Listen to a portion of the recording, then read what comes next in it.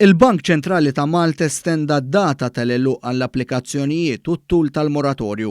F'konferenza tal-aħbarijiet bit-tema għada aħjar il-Ministru għall-Finanzi Edward Cicluna spjega li dan ifisser li persuni jew negozji li diġà applikaw għal 6 xhur moratorju jistgħu japplikaw għal estensjoni ta' 6 xhur oħra u jkunu gawdew minn posponiment ta' sena sħiħa fuq id-djun. Il-Ministeru responsabbli għas-Saħħa Pubblika b'konsultazzjoni mal-Ministeru għall-Finanzi u s-Servizzi Finanzjarji estenda l-perjodu għall-applikazzjonijiet tal-moratorju sa 30 ta' Settembru li ġej.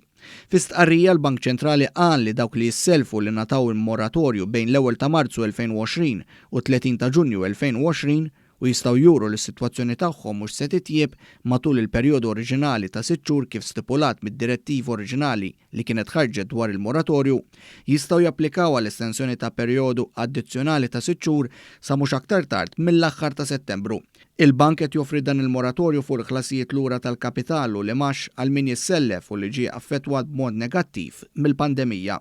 Fil-jiem li għaddew sar magħruf li eluf ta' familji u negozji nataw nifs ta' biljun u 270 miljun euro fuq ħlasijiet fid-djun wara li l-Gvern permezz tal-Bank Ċentrali ordna moratorju għal perjodu minimu ta' 6 xhur.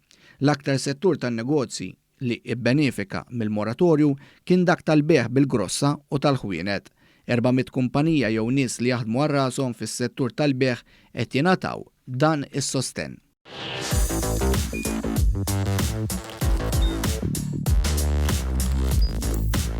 Idħol fuq one.com.mt u hemmhekk tista' tara l-programmi kollha li jxandru fuq One permezz ta' One Play.